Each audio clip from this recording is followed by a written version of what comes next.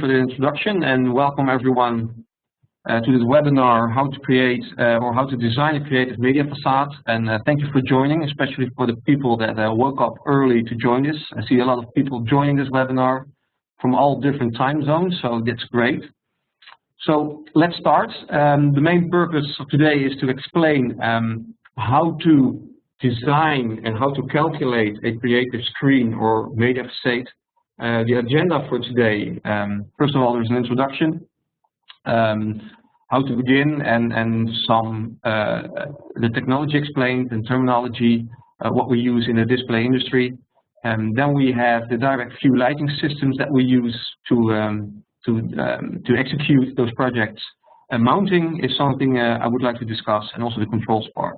Then we go to how to calculate. That's when the fun starts, and some tips and tricks, what to do and what not to do. So the introduction, what is a creative media LED display? Originally, we split the whole market into the different applications. We have the panel display and the creative display. And with a panel display, we mean the rectangular high-res panels you see mainly in the stadiums and used for advertising. At the right bottom below, you see a typical high-res panel that we provide in the past and what you see in the market as a high-res panel. And the other picture is showing you a creative LED display. So with a creative LED display, the main purpose mainly is not advertising, it's just to communicate or creating a landmark. Most of the time it's integrated in the architecture, following the contours of a building. But because a lot of people associate the word display with a high resolution screen, that's why we prefer to call it a creative media facade if we're talking about a facade, just to disconnect from the high-res panel industry. So the main purpose, as I said before, is to communicate, to attract, interact, and to surprise instead of showing the high-resolution display. It doesn't mean that it could not be done with a creative LED display to show advertising. But to do this, you need to meet some special requirements to show ads on it. So the high-resolution display industry is following a standard like the 4:3 ratio or 60:9 ratio, and the creative LED displays are not following that. It's just covering a bigger area instead of the smaller area that is mostly done with the high-res panel. So some trends and in the creative market for the media facades is that it's getting more and more integrated in the architecture.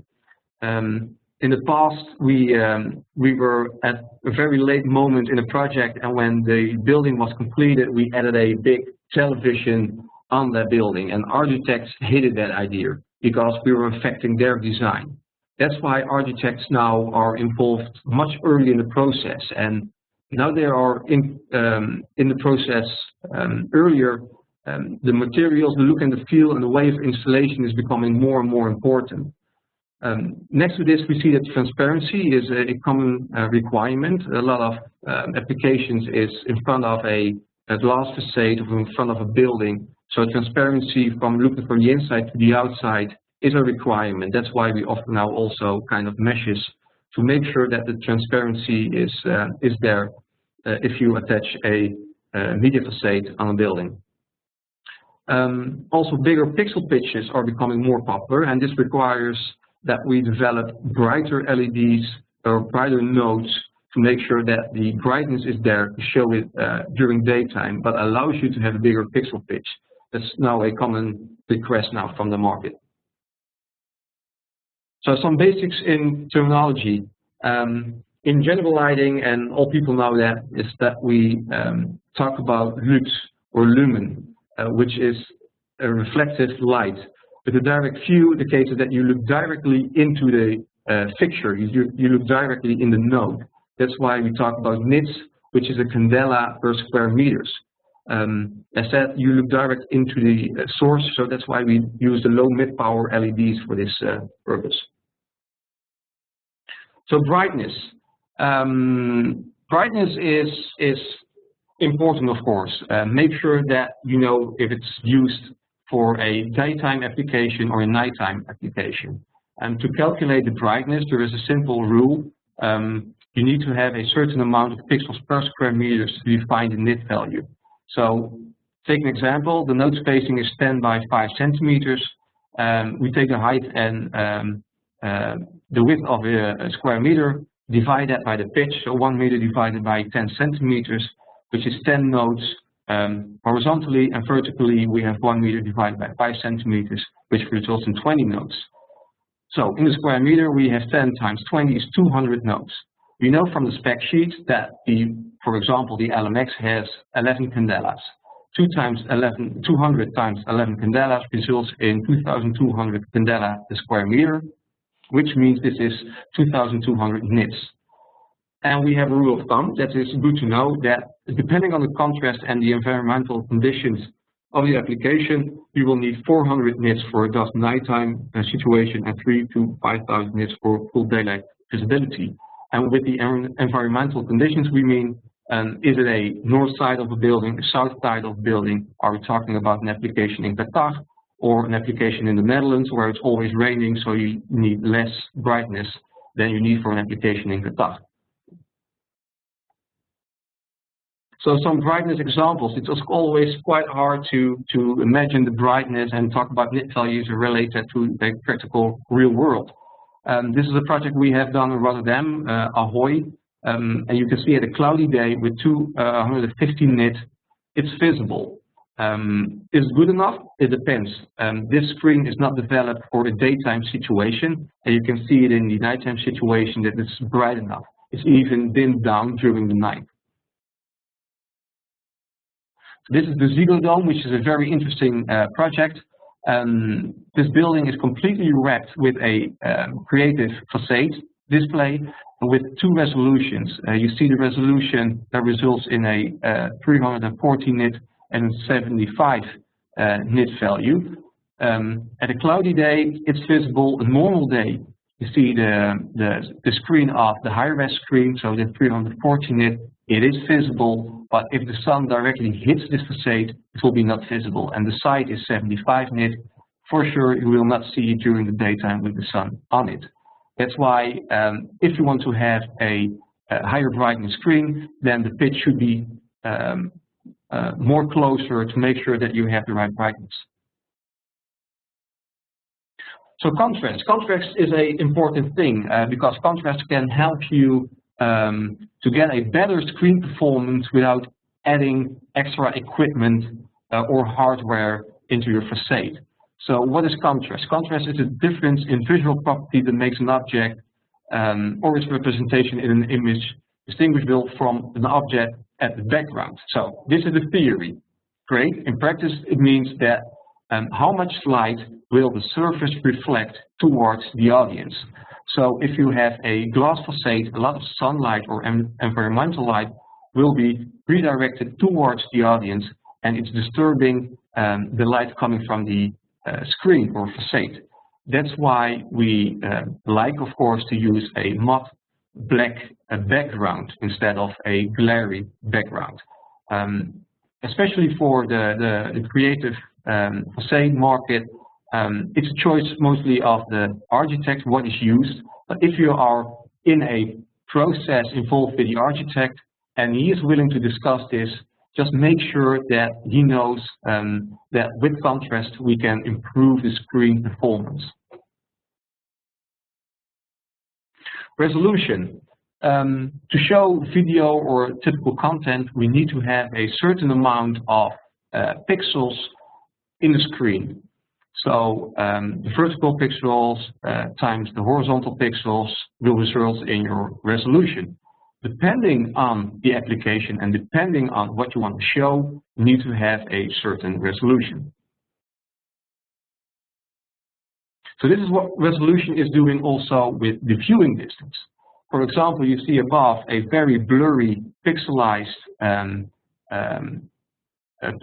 picture or animation, and if we make it smaller, so we are making a bigger viewing distance, it comes more clearly. This is what the brain is doing with resolution and distance. So some resolutions compared to the kind of applications that we have. If you want to show video content, make sure that you have at least 120 lines up to show video. The more, the better, of course. For animations, like a Coca-Cola logo, scrolling text, kind of animations, you need 32 lines up to show this.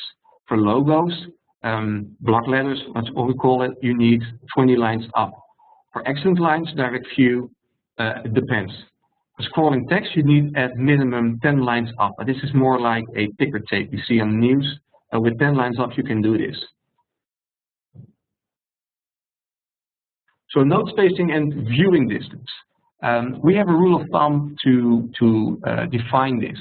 In the creative display market, it's recognized that it's not really a problem if you see the individual pixels. But some clients doesn't like it, and then we need to make sure that the screen is one homogeneous screen and you cannot see individual pixels. We can do that to make, if the viewing distance is defined, we can adjust the pixel pitch to make sure it's one screen, or adjust the viewing distance. So it's good to know what the pixel pitch should be and what the viewing distance is.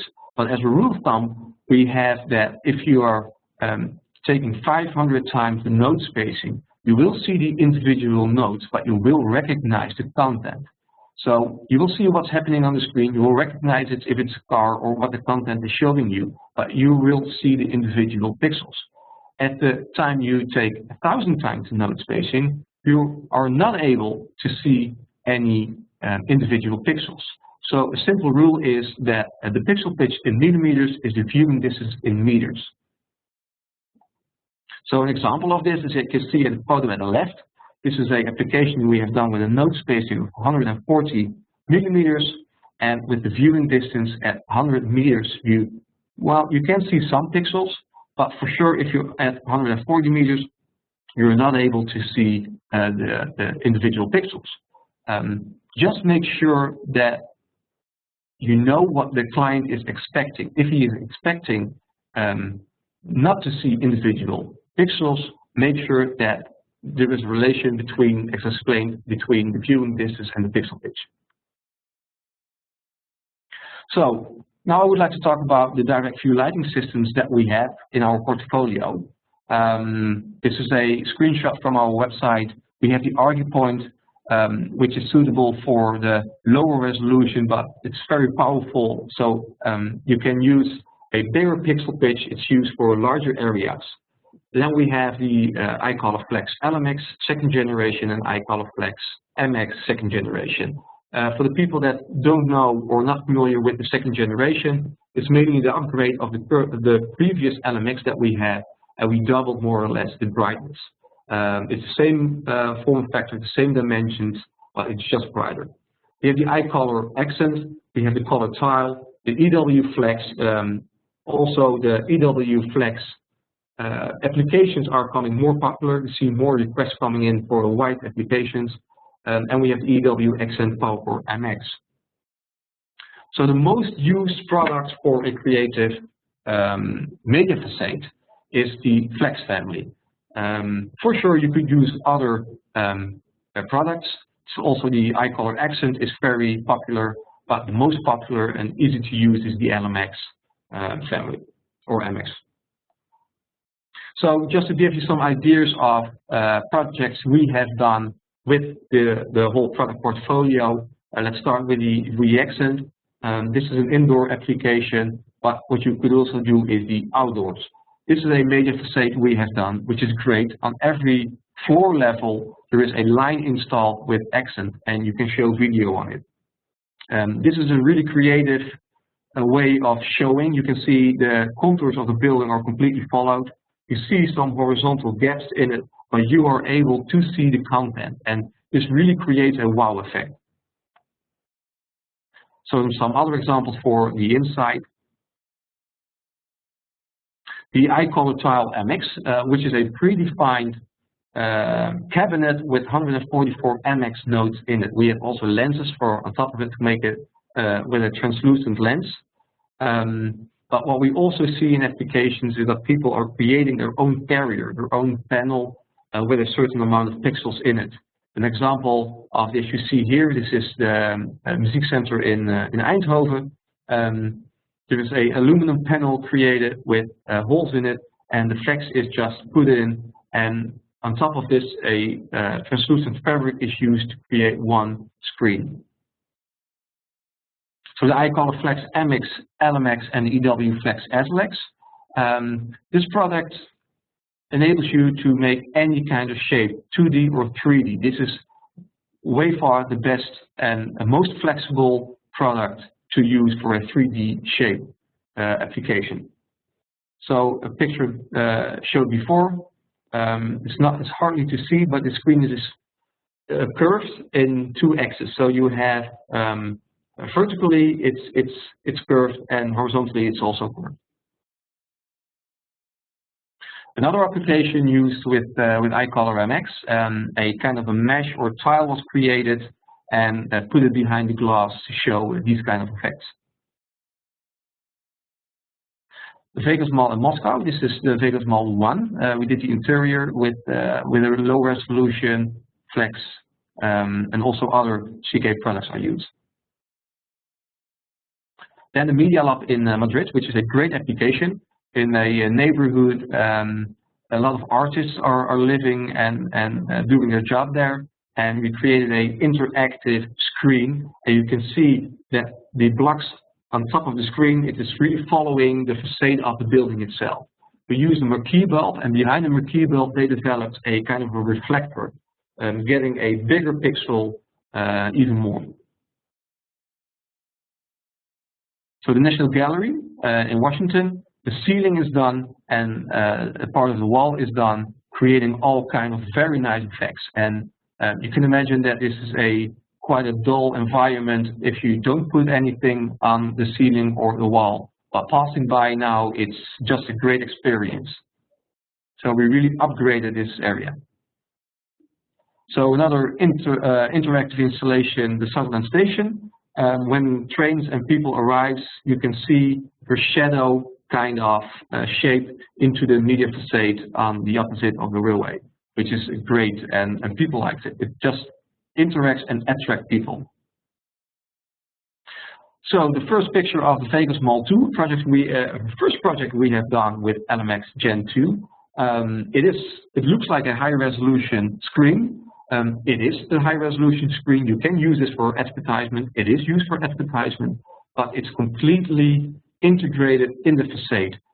Steel panels are used and panel mounted with the IllMX. You see a high resolution part showing the hand and the ad on the other side, and around it the building is wrapped with a lower resolution. So if you go horizontally to the top of the building and going down, there is a different pixel pitch, which makes the whole building one. It's one great attractive media facade with a high part resolution to show and communicate. So this is the Ziggo Dome. It's done with a discontinued Daypix video product, but I thought it was nice to show you this application. This building is a music event in the Netherlands, in Amsterdam, and the building is completely wrapped with LEDs. It's a 10,000 square meter facade on 4 facades, and on the high resolution we have a pitch of 100 times 300 millimeters, and the low resolution is 200 times 800 millimeters. And you can see the difference in the pixel pitches. You see the high resolution, it's one screen, and if you're looking to the side, you can see the lines vertically that there are some gaps in it. This is done just for budget issues. So the high resolution side is the side that I would like to communicate. It's next to the highway, and the other sides are less visible, but it's really integrated. It's one big screen, and it's integrated in the architecture. And this is also initiated, the whole media facade is initiated by the architect. So another project with Daypix was Ahoy, for nighttime purposes only, but they figured out that on daytime it's also visible, that's why they show it and use it also during the daytime. Horizontally we have the 500 millimeter pitch, and vertically the 95. The reason that we use the 500mm pitch is that the facade was 20 years old and quite rusty. So behind the facade panels, the steel panels, there is a beam behind it to carry it. And those beams were strong enough also to carry our LED tracks. That's why we were not able to make the pitch smaller. That's why we use the 500mm pitch. The purpose and application for this screen is to communicate, not to show the high resolution ads, but just to communicate what is happening or what is coming up in this trade show exhibition building instead of high resolution video. So this really works for the customer. So mounting options, it's very important to discuss the mounting options. Discussed before, some trends that we see right now in the market is that architects are involved in the whole process. So the look and feel and how it's integrated in the building is quite important. Also the colors of the tracks, the kind of materials that are used are quite important now.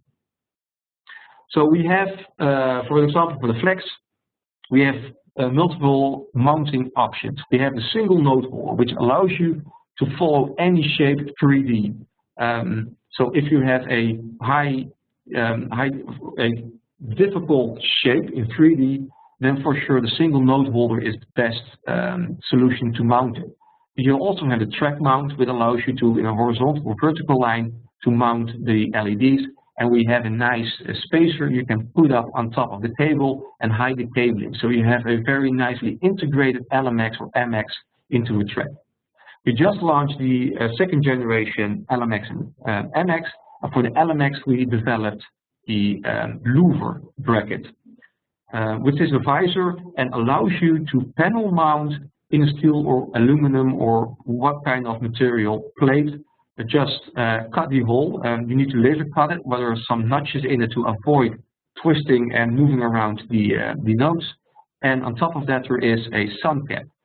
This sun cap will allows you to get a better contrast because it's blocking the sunlight. So the screen performance is better with a louver on it than without a louver. So this is a quite cheap solution to improve the performance of the screen without adding or spending money on more equipment on electronics.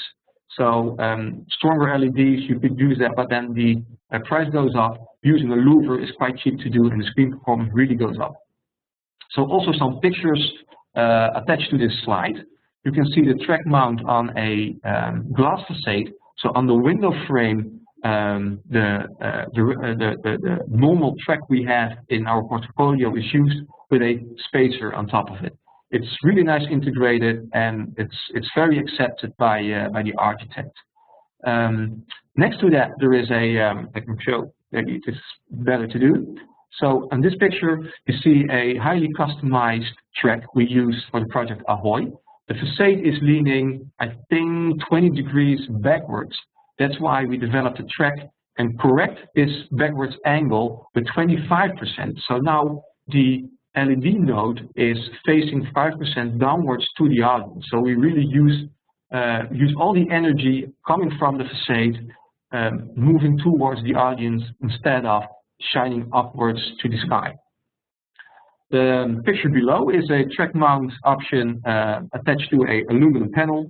Below that there is a aluminum panel for MX, so a laser cut holes in it, and MX is mounted in with the washer on top of it. This really holds, and what's also a lot of done is that I put a fabric or a translucent material in front of it to hide the nodes itself, so you'll only see the display, the effect, instead of the materials. And a mesh is used as well. So something new I would like to introduce is Polynet. This is a company that I bumped into. I was on a trade show and I saw this company, and this company is specialized in textile for architecture. So they have all kinds of fabrics and materials that are used for buildings and the facade industry. The owner of this company saw a big request coming from the market to integrate LEDs into his fabric. So this company is specialized in fabrics for facades. Some examples you see here. they have done the Aston Martin showrooms. The idea is that you build a, between brackets, a quite cheap structure from concrete, for example, and you wrap it in a nice finish with this kind of fabric. It's also possible to put a print on it or lighting behind it. So starting to cooperate, we found out that we could use our louver bracket, but also the washers that we have for IllMX using in their fabric. The nice thing about this company is that they are specified most of the times by an architect for their buildings. So they are very early involved in the process.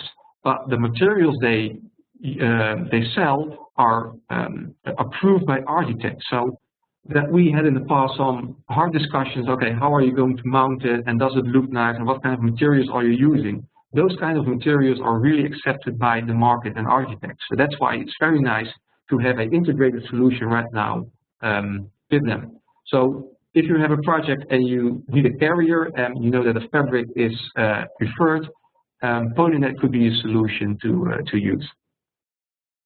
About Polynet, there will be a release with some examples on this as well later on. Another mounting solution is FlexiFlex, a company that provides FlexiFlex. What it is, it's a note holder on a steel rod or a steel mesh using in the aircraft industry, so it's very strong. And this gives you a very high transparent facade. So as also explained before, transparency is becoming a bigger request from the market. And to get a high transparent media facade, this could be used for this.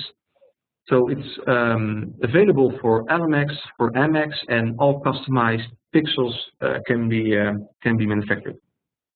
Pixel pitches. So the controls, very important control, of course, because without controls you will not have a screen. In our portfolio for video applications, we have the VSM Pro. Other systems can be used, like a media service from Green Hippo, Faros can be used, but in our portfolio we have the VSM Pro. What this machine is doing, it's converting a video signal coming from a video source into a mapping that will translate the video signal to the LEDs. So to make sure that you translate the video signal to the screen, you need the VSM. This device will do the job, and that's why we advise to use this. Very important next to this is the video content source or the content management systems. What we provide is we provide the media facade, the screen, the monitor, how you will call it. But we provide also the controller to convert the signal towards the screen. What we don't have and what we don't supply is the video source. It could be a simple PC, but for the higher professional application, probably a CMS system, so a content management system, is needed or requested. A lot of projects which I was involved with, the companies are having their own content management system already. And if they want to run this screen on their content management system, it could be done. It's depending on what they want and how they want to show content on the screen. We can advise what kind of content management system can be used. Probably they want to show videos, they want to show some text, they want to show maybe a calendar on a timeline. Then you need a quite advanced CMS system to do so. So you have systems like CSign, Scala, IllMX, all kinds of systems are available on the market. But if you're in discussion in a project for a creative media facade, just make sure that they understand that they need to have a video source, because without the video source you will have a black screen. So now the fun part starts, how to calculate the system. You don't need a PhD to calculate this. It's quite easy. If you follow the guidelines, then you are very able to create your own screen. So how to do this? Well, I made up an example with a request coming from the market, and I will calculate this step by step to make it easy. So some input from clients. If I'm talking to a client, this is what I hear most often. I want to have a creative media facade. It should be daylight visible, and I want to show video, but not a high resolution. So it should be not very detailed, but I want to show video. The situation is on the north side. The viewing distance is around 200 meters, and the facade itself is 10 by 50 meters. Make sure that you at least have this information, otherwise we will not be able to calculate it. So what can we extract from this overview that we get from the client? He wants to have a daylight view, which means we need to have a quite small pixel pitch to reach a certain brightness level. The situation is on the north side, which is great because it's less affected by the sun. The viewing distance is 200 meters, so in theory we could do a 200 millimeter pitch that is enough to fill in the gaps in between. So with the information above, we know that the viewing distance will not be the issue. Daylight means that we need to have a small pitch, so this will overrule the pixel pitch. So the other information, it needs to be a creative media facade, so there is no expectation for high-res panels. So individual pixels can be used. It should be video, not very detailed, and so that means that at least we need to have 120 pixels vertically to show video on it. The size is 10 meters high and 15 meters wide, so we have enough area to reach a good resolution to show video. So the product selection, we need to see, okay, what kind of product are we going to use? We have a wide range of projects, but we need to choose. So with the example above, we know that the area is quite large. We need a good brightness, and the height is big enough, or should be big enough, to show a good video resolution. So on the height, we should have at least 120 pixels. If it was a smaller area and we need to reach 120 pixels, then probably MX would be a good choice. But in this case, the area is big enough to use IllMX, which is a powerful pixel and allows us to have a little bit bigger pixel pitch to reach the brightness. So now we need to find the best pixel pitch for this application. We know it needs to be daylight visible, and we need to show video resolution. So let's start with the video resolution. We need at a minimum 120 pixels, and the more the better, of course. So we have vertical 10 meters, which is 10,000 millimeters. We divide it by 120. Then a pixel pitch comes out of 83 millimeters. So let's check now the brightness with this pixel pitch. So 1000 divided by 83 is 12 nodes. So 12 times 12 is 144 pixels per square meter, and we know that the IllMX has 11 candelas. So 144 times 11 candelas results in 1584 nits. Well, I think that there is more brightness preferred because it needs to be daylight visible, and we know that for a daylight visible situation, we need to have at least 3000 nits upwards to 5000 nits. We know that it's a north side, so 3000 nits at least should be great. So let's take 60 millimeters. It's just a guess. So we do the same calculation. We divide, we calculate how many pixels we have per square meter with this pitch, and this will result in 3053 nits, which for its north side is perfect. So let's take this 60 millimeter pitch. So the more brightness was preferred, so we choose a 60 millimeter pitch.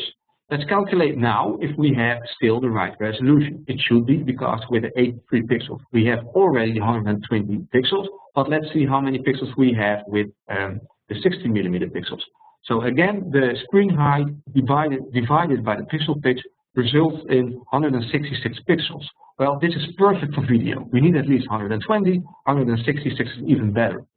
Good to know is that IllMX in the production line, we can produce a smallest pitch of 75 millimeters. As an installation pitch is 50 millimeters. For MX it's 50 on the production line, it can be installed at 35. But please contact me or product management to verify if you want to use a small pitch. There are some risks using a small pitch. And be aware that if you are going to install the pixel pitch more closely than 75 millimeters or 50 millimeters, you will have a cable curve in between two nodes. If it's visible, you need to discuss this with the end user and look how it will look like at the end. and if it's hidden, shouldn't be an issue.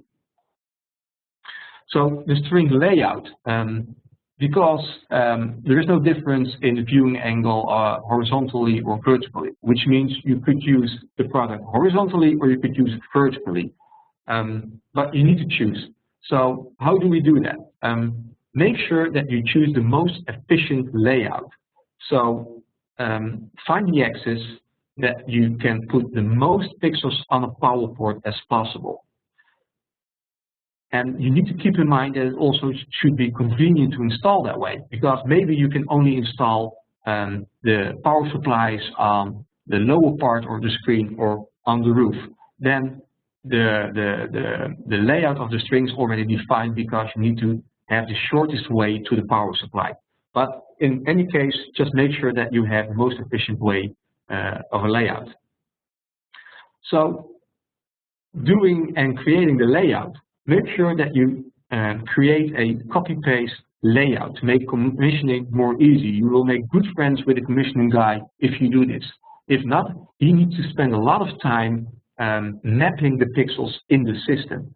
So for example, what I'm showing here, every first pixel is starting at the same position. So it's a snake, what we call it. So you go horizontally, you go down to the second row and you go backwards. But the other string is doing the exact same thing. So this is a copy-paste of strings, which makes life very easy in the commissioning. The other thing is, if you have, so if you divide your columns in the pixel pitch and you define how many pixels you have in a column or row, and you divide that by the amount of strings you need, it could be that you have a leftover of less than 30 strings or pixels. In that case, make sure that you could use a string that is longer, and you can make grouping. So the grouping is shown here. The group spacing, you go up, and then you jump over to the other row. And make sure that you have enough cable between the last pixel of that row and the first pixel of the other row, because you need to make a cable jump.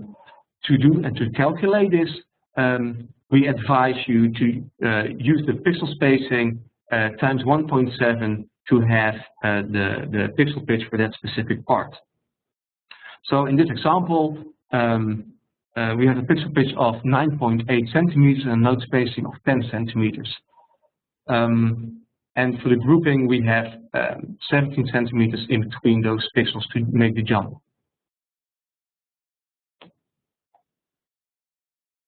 So also for the mounting instructions, or the way of finding the layout, make sure that you're following the mounting instructions. You need to avoid cable stress or tension on the cable of the node during installation or if it's installed. That's why we say if you are having a 9.8 centimeters pixel pitch, make sure that you have a 10 centimeter pixel pitch. So we have a small margin of cable in between two pixels, so that if the carrier is expanding due to heat, that there is enough cable in between. Also make sure that the cables are not twisted, and also make sure that the entrance and the outcome, when the cable comes out of the node, there is no sharp bends behind it.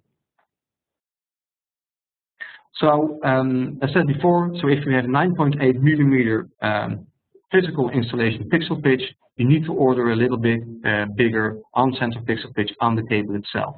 So this allows you and allows the materials to expand due to temperature, so there will not be tension on the node itself. So in this specific case, we have 166 pixels vertical and 250 horizontal. 166 divided by 60, we can do 60 pixels on a string. And as explained, that the more pixels on a power port or more pixels on a string, the more efficient it is.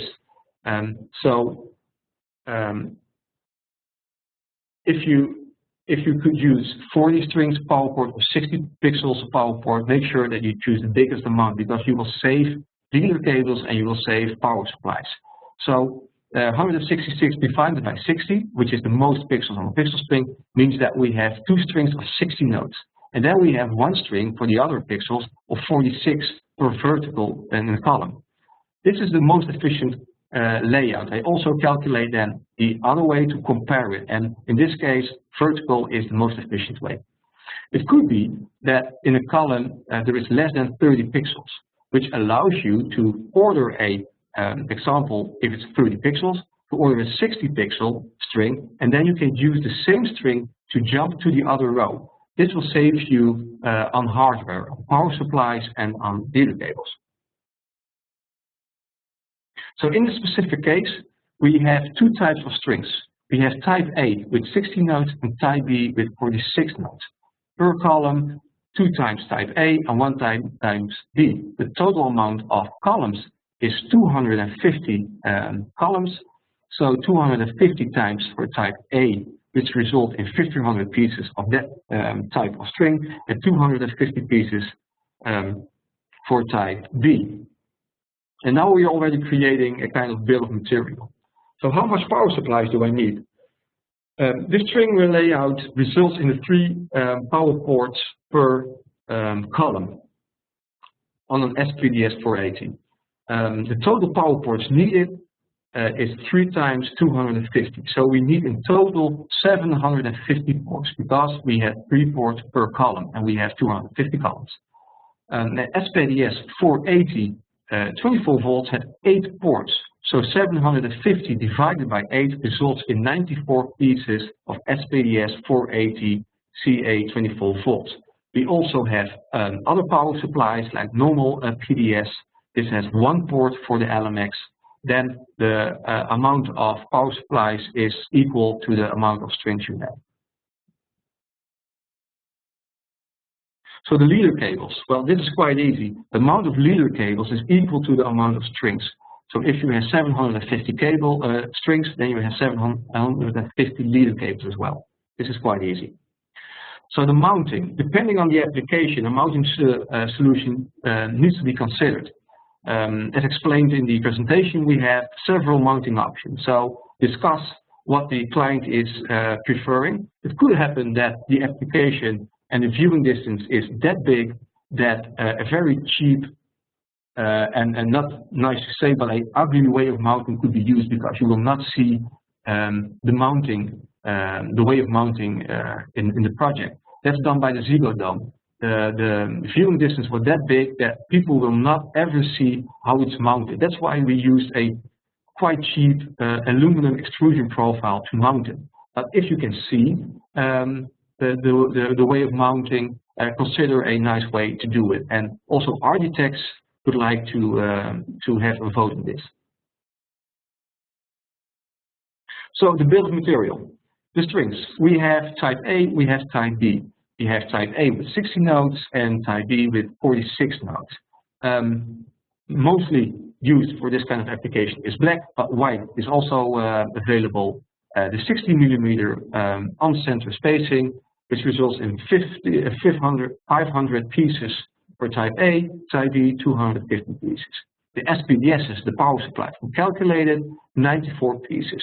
Leader cables 100 feet. You also have the 50 and 25, depending on the application, depending on the distance between the first pixel and the power supplies. You need to choose between those lengths. We have 750 strings, which means we have 750 pieces of leader cables. The controller is a video application. Let's choose the VSM. Mounting, louver could be used. If so, calculate how many louvers you need. So for louvers, it's the same amount as pixels. For tracks, calculate what the length you need for the tracks. For single node holders, it's also equal to the amount of pixels. So depending on the mountain, make a choice and calculate. The third-party equipment, make sure that or you do a turnkey project and offer it, or just make sure that someone needs to supply it. But in any case, you need Ethernet switches to connect the power supply. You need 19-inch cabinets to mount the power supplies in that.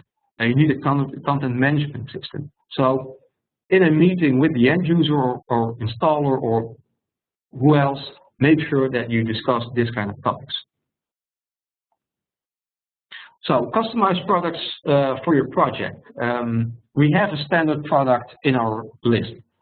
You can use that, but as explained before, you can use customized strings to really have a perfect fit for your application. Those customized products are handled by Heidi Klein. So if you have a question on this or a request, just contact Heidi and she can help you with the codes and pricing for that. Any help or questions during the design, you can contact Danny Catania or me to help you out. If you have difficult application, let us know and we can help you.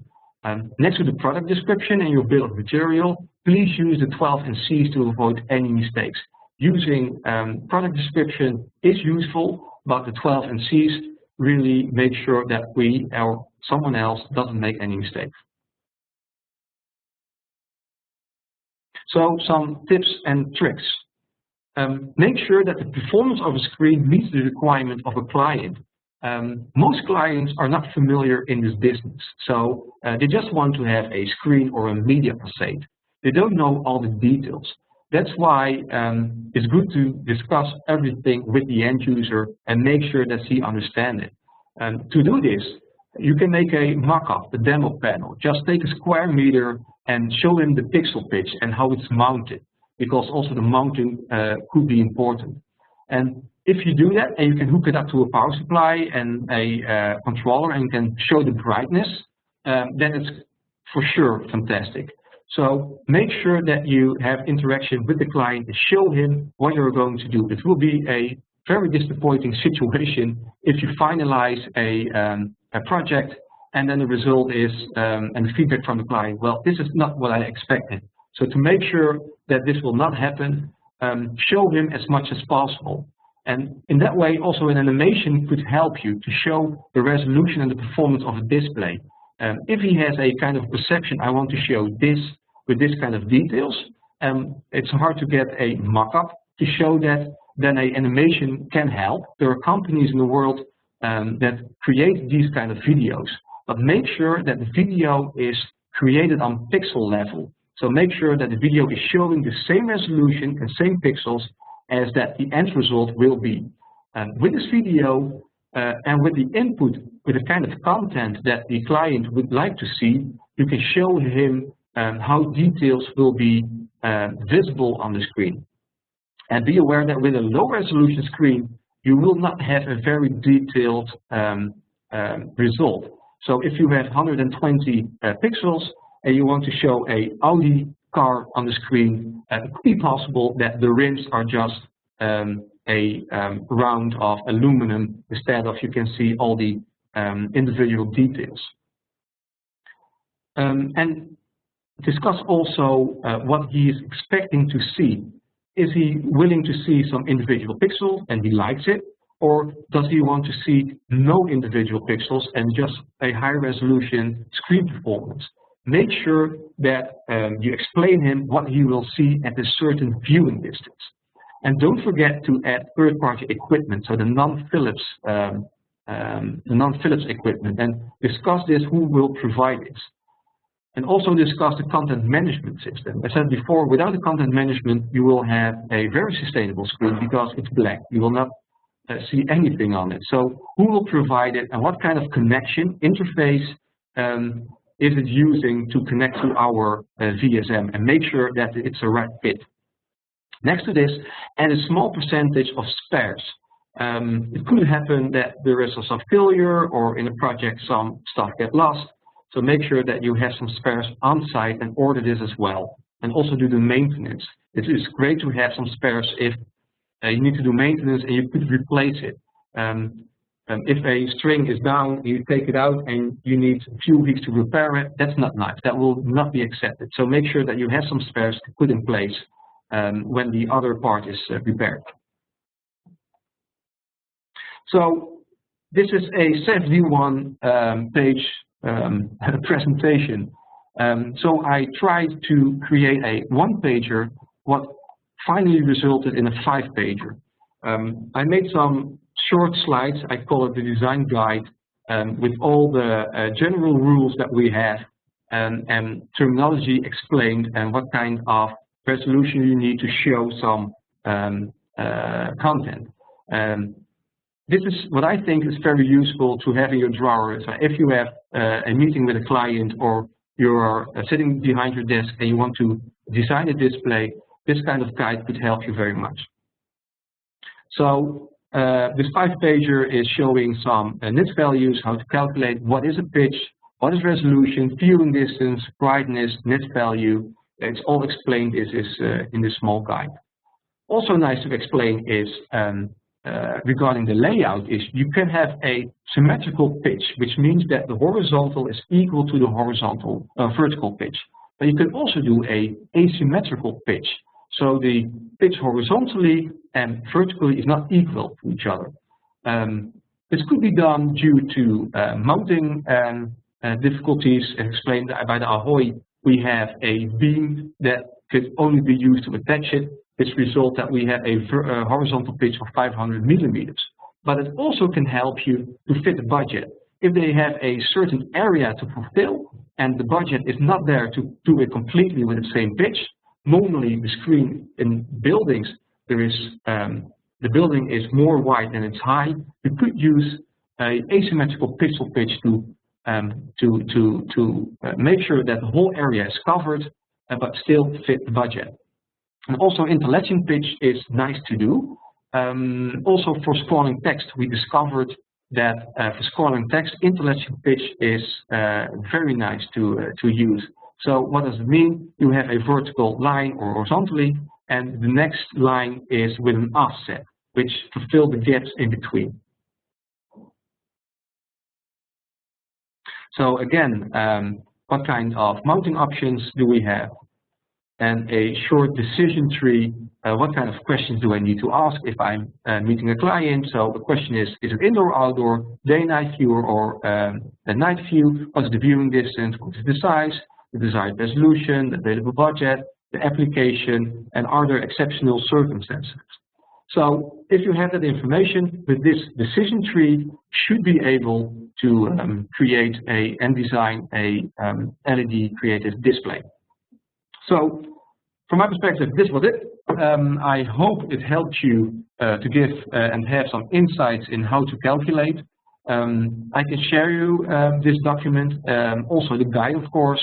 This how to design guide is on the web portal.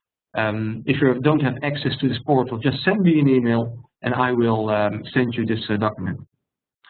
So any questions? I'm looking at the questions and answer part.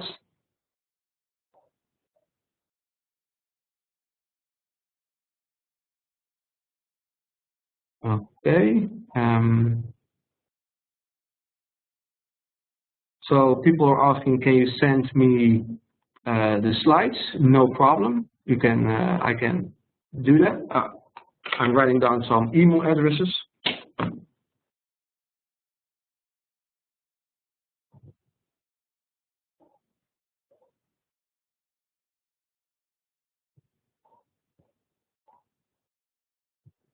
Okay. Okay, I also see that some people have some difficulties with their connection. Hopefully this technical issue is solved, I'm not sure. Yes, some other requests for slides.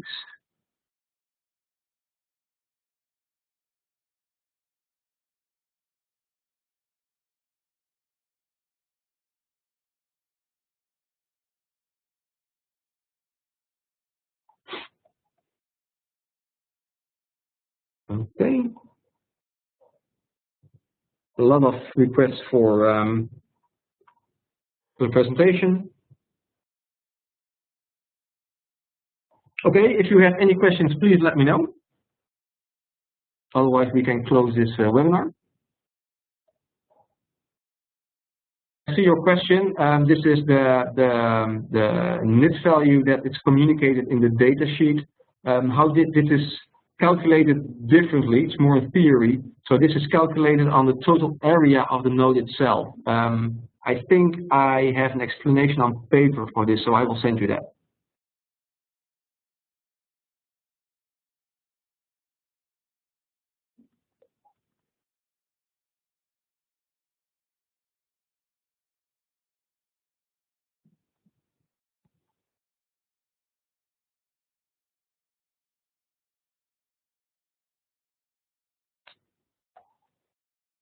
Okay.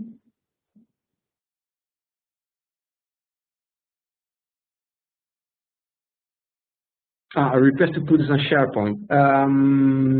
Yes. What SharePoint do you prefer?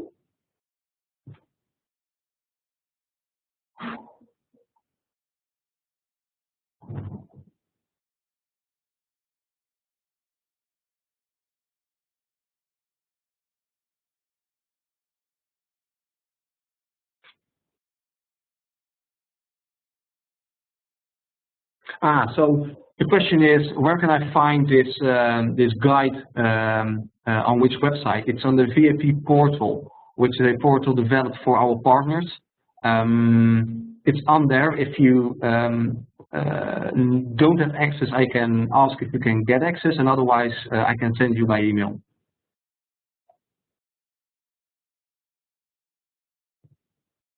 And if there is a specific SharePoint which you would like to have this on, just let me know.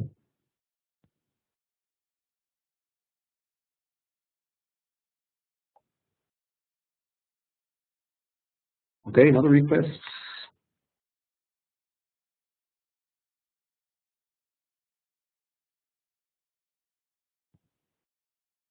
Okay.